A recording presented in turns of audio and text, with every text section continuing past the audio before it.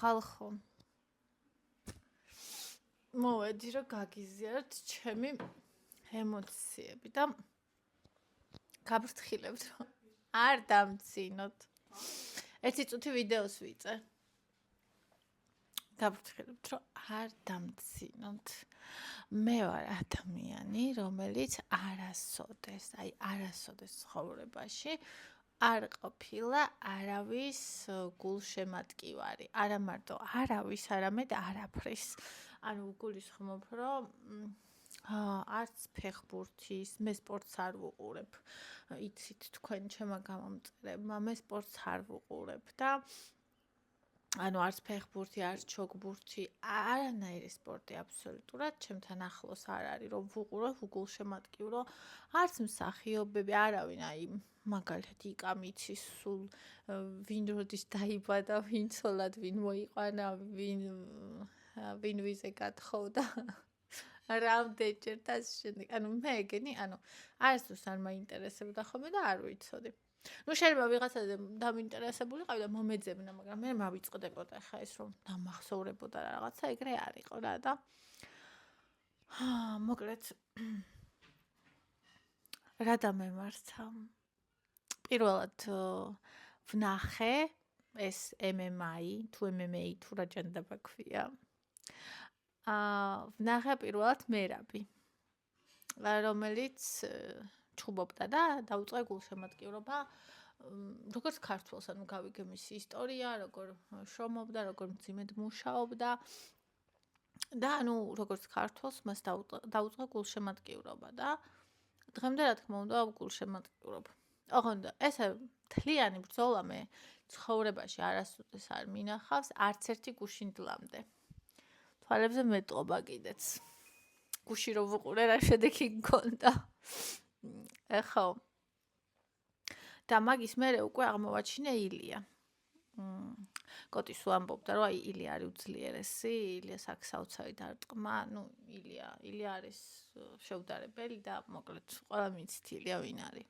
და მე არ ვიცოდი იმიტომ რომ ანუ საერთოდ არ მქონდა ამ ყველაფერთან შეხება მაგრამ რომ დავინახე ამ ორ ბიჭს მერაბს და ილიას გულშემატკივრობდი თუმცა რაღაცნაირად არ ვიცი რატომ მაგრამ ილია ძალიან ახლოს მოვიდა სულთან ანუ თავისი ვაიბით თავისი აი იმ ყველაფრით რაც ზიარდებოდა მასზე მის ოჯახზე მათ ძმობაზე და ამ შემდეგ და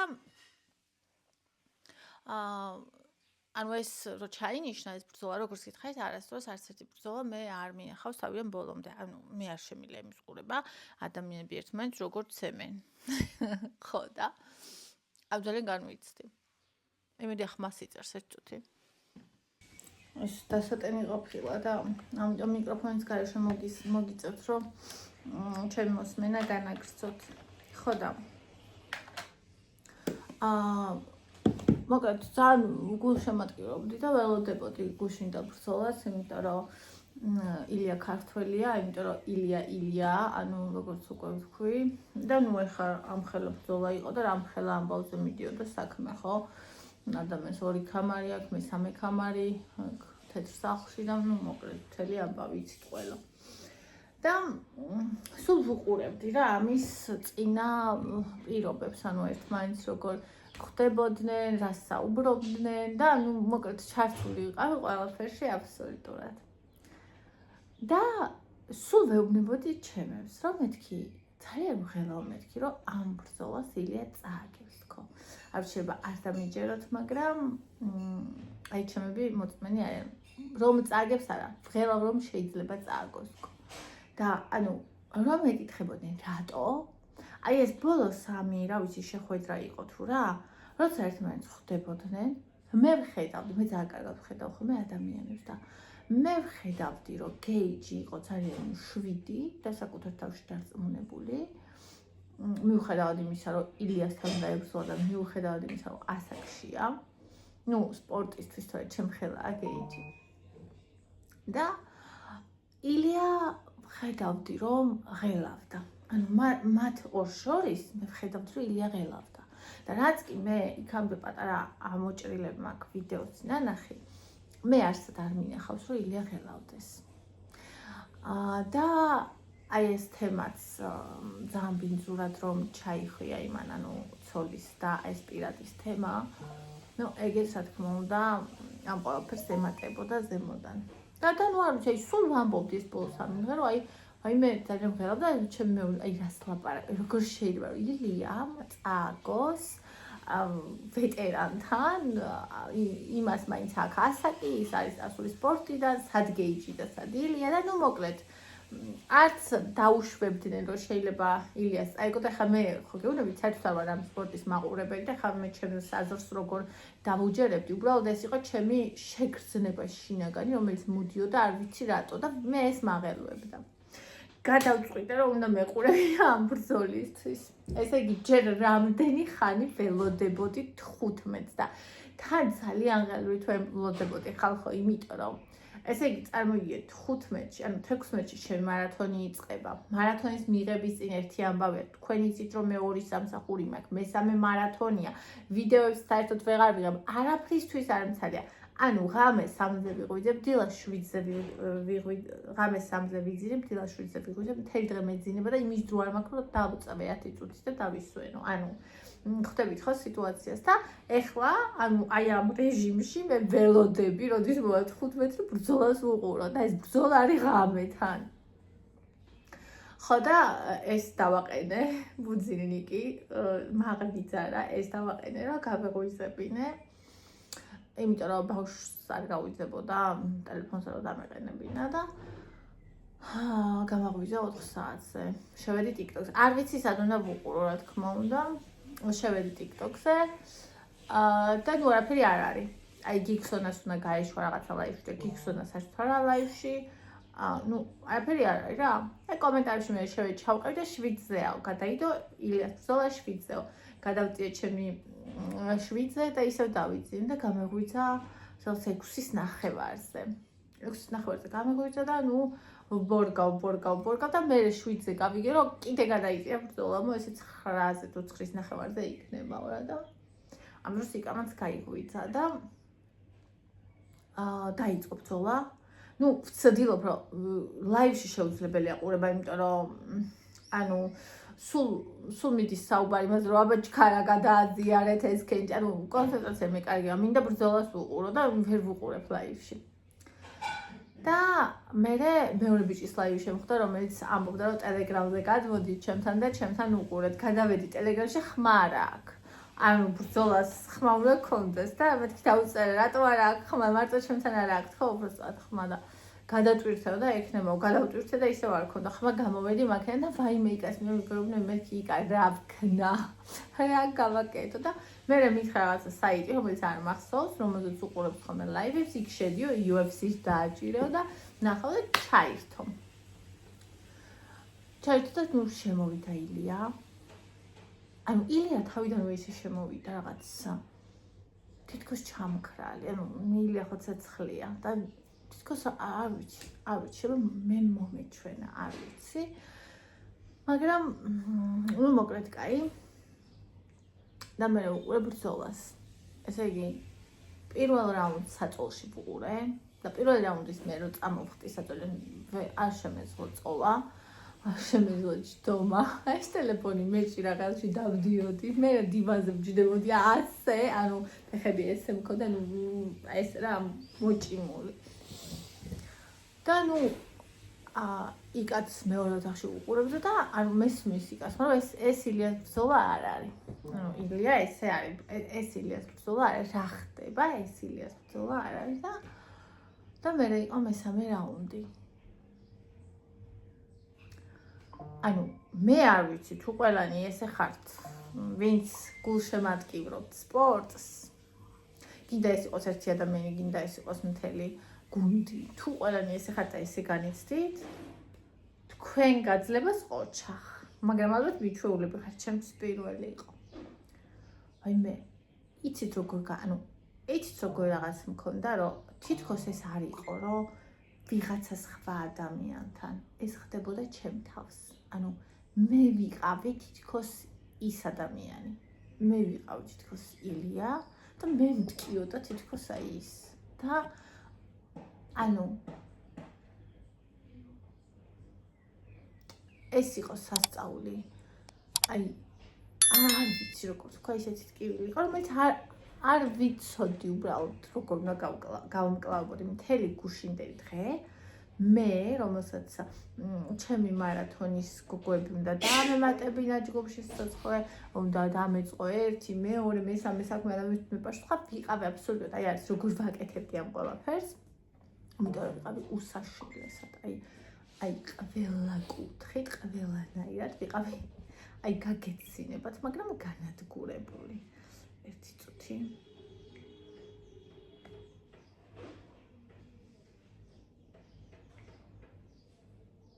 და ანუ ეს იყო არ ვიცი ჩემი ანუ ნახეთ შენ თითქოს გრძნობა და რომ შენ დაგემართა ასეთი რაღაც.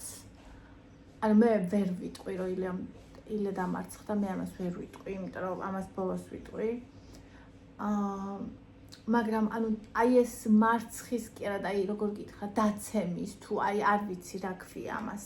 ეს ემართება საუკეთესოებსაც, ეს ემართება ლეგენდებსაც. ანუ უბრალოდ აი ეს იმდენად მტკივნეულია, რომ შენს გეხება, შენს გტკივა და შენ რო თან სხვა ხარ, არ იცი როგორ გაუმკლავდე. ანუ ესეთ სიტუაციაში გეფიცებით ცხოვრებაში არასოდეს არ ყოფილა სახში ოჯახის წევრები დამცინოდნენ. ვიღაცა კაცის ვიდეო შეგხვდა TikTok-ზე, შეიძლება თქვენ შეგხვდათ ილიას ბრძოლის მერე დადიო და ოტო თაკო დროზე გადი აივანზე კატა შეიძლება გადავარდეს დროზე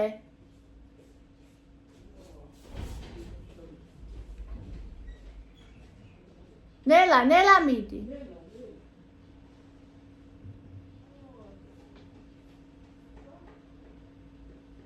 მე იყო ასული მოაჯირზე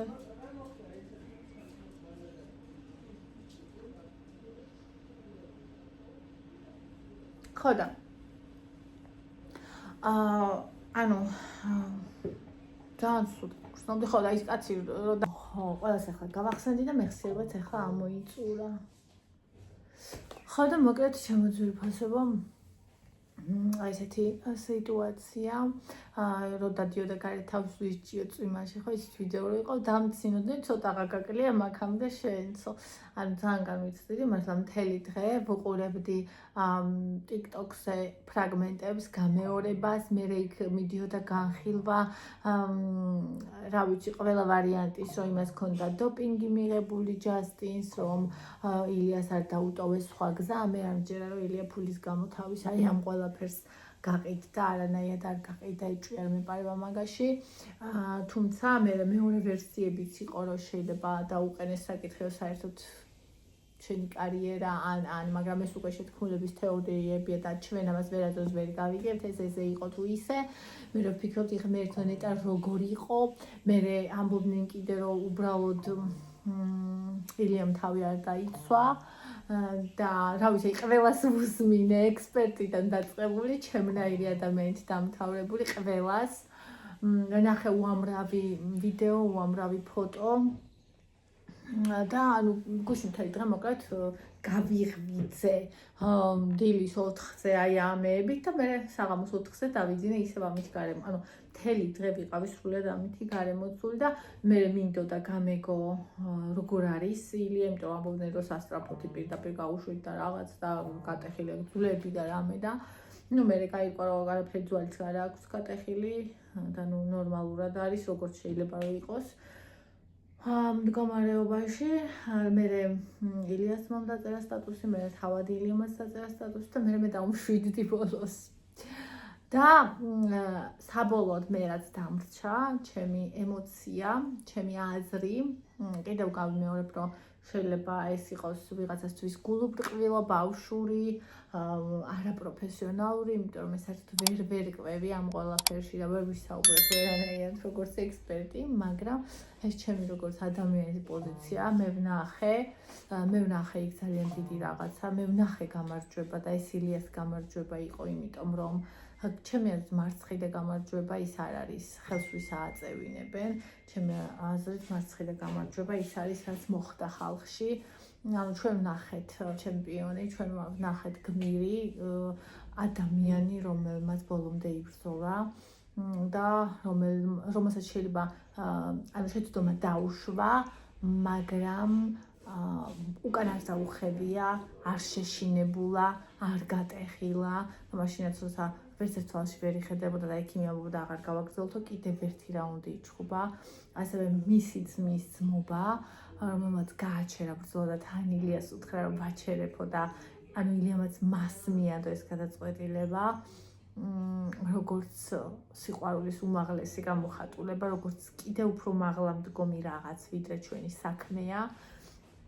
და ის კადრი თუნდაც ეს ძმა როგორც არის გადაფარებული, ანუ ილიას ზის სრულიად განადგურებული, არა იმიტომ რომ დამარცხდა, არამედ უბრალოდ ანუ ბრძოლაში დამარცხების გამო არა, უბრალოდ განადგურებული,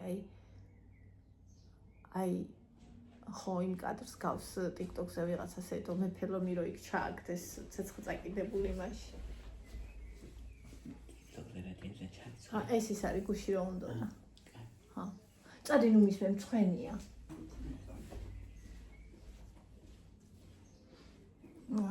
ხო და ანუ საუკეთესობით შეიძლება იყვნენ ცხოვრების რაღაც პატარა მონაკვეთში ესეთი განადგურებულები, როგორც ილია იჯდა და მისი ძმა, რომელიც ესე იყო გადაფარებული მასზე, აი როგორც ფარი, როგორც იმედი, როგორც დასაყრდენი, აი რა ხალხა მნიშვნელობა აქვს ამას ადამიანს, რომელიც ესე გენდობა, რომელიც ესე შენთან არის, რომელიც შენი ნაწილია და ანუ როცა ის დგას ფეხზე იმ მომენტში, როცა შენ სამყარო თავზე ჩამოგიქცა, ხო? ანუ ვდარდობდი რას იცით? ვდარდობდი კიდე იმას, რომ აი როგორ რა ეთქო? აი როგორ უნდა გამოვიდეს მე, როგორ გაიარა თქო იქ? იმიტომ კი არა რომ შერცხვა, არა, სირცხვილის გამო კი არა, ისე იბრძოლა, მაგრამ ეს ხო ჩემპიონია, ეს ხო გმირის სულია და აი იქ იმდენ ხალხში დამარცხებული, ანუ დალეწილი, ფიზიკური სხეული, სული უტეხი ამ დროს კიდევ ჩანს, როგორი სუსტია, ყველაზე ძლიერი სხეულიც კი და როგორ ძლიერია სული და რომ მოდიოდა და რომ გადმოიფარა ეს და აი ჩვენები რომ უწერდნენ, რომ თავი აწია ჩემპიონი და აი არ ვიცი, ეს ხალხის სიყვარული. ეს სასწაულებრივი ილია, როგორც აი წიგნის პერსონაჟები რო არიან, ანიმეს გმირები რო არიან, ფილმის, ანუ აი ესეთი გმირი, როგორც წიგნებს წერენ, ლეგენდებს წერენ, მისი ძმა, ასეთი მათი სიყვარული. ასევე მე ვფიქრობ, რომ რა თქმა უნდა, ეს პირადიც, ანუ მისი მეუღლე ხო სულ თან იყო და სულ გულშემატკივრობდა და რაღაც და კაცისთვის არიან ძალიან მტკივნეული, როცა ეს აღარ არის და ანუ აი ეს ყველაფერი ერთად, ანუ ჩემთვის დღის ბოლოს აი ესეთ რაღაცად შეერთდა და იქცა, რომ დიდი ხანია. მიუხედავად იმისა, რომ ეს იყო ძალიან მტკივნეული და რაღაც მომენტში საშინელიც, დიდი ხანია აი ასეთი მშვენიერი, ვერაფერი არ მინახია. და მისი ბოლო სიტყვაც, სადაც არ იყო თავის მართლება, რომ აუ მე ისე მომივიდა ის არა, იქაც ჩემპიონი იდგა, რომელმაც თქვა, რომ მე ჩემ შეცდომაზე ვისწავლი და მე დავბრუნდები, უფრო ბრძენი და უფრო საშიში. და იქნება მე ჭფი არ მეპარება, ვიღაცები წახიან, რომ ამის მერე ილია გაატყდება და ამ შემდეგ, ანუ აი მე ძალიან იშვიათი ადამიანისადმი მაქვს ეს, აი ეს, რომ ვიგრძენი და ვიცი, ანუ ზუსტად ვიცი ვინ არის და ზუსტად ვიცი, საერთოდ რო არ გამოსულიყო არასოდეს რინგზე როგორი სული აქვს და ახლაც ზუსტად ვიცი როგორი სული აქვს და ვიცი რომ ეგეთი სული არ ტყდება. ანუ ეგ სული მაგ სულს ვერ გატეხავ. შეგვიძლია ფიზიკურად გაანადგურო ადამიანი, სხეული გაუნადგურო. ყველანაირად კი მე ვერ ვიტან ფილმებს, სადაც გმირები, რომელსაც утეხი სული აქვს, ნადგურდებენ, მესისხება ეგეთი ფილმები არ ვიყურებ ხოლმე და ამისი ნახვა რაღაც მომენტში, თუნდაც რაღაც ფრაგმენტული, ხო, ანუ იმედია მტკივნეული იყო, ისე განვიცადა, ისე ცუდად ვიყავი გუში მთელი დღე, აი მართლა გებიწებით ადამიანად არ ვარგოდი. ხო და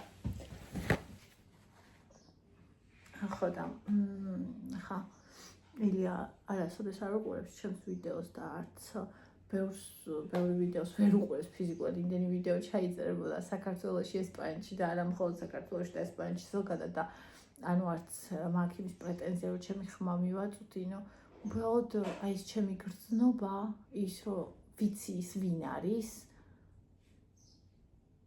მე მგონი ეს ჩვენი ყველასი ვინც ამას გრძნობთ, ისიც გრძნობს ამას რომ ჩვენ ამას გრძნობთ. მე მჯერა ამისი და რა ვიცი, ძალიან ბედნიერი ვარ დღეს 21 საუკუნეში ესეთი ადამიანები ჩვენს გვერდით არსებობენ და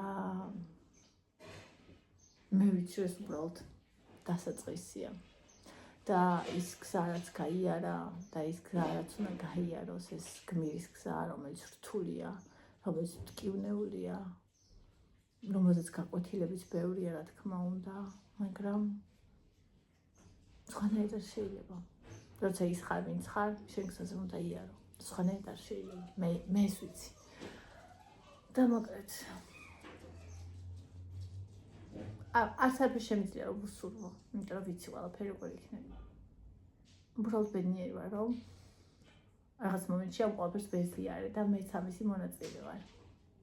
დაწერეთ ხალხო თქვენი კომენტარი, თქვენი განცდა, თქვენი ვიცი რომ მთელი საქართველო ფეხზე იდგა და მართლა მთელი TikTok-ი გუშინ, რა ვიცი, სულ ამით იყო მოცული. ხო და თქვენი ემოციებით გამიზიარეთ ძვირფასებობა, გელოდებით. გაკოცეთ. და ლაიქით ვიდეო გამოიწერეთ.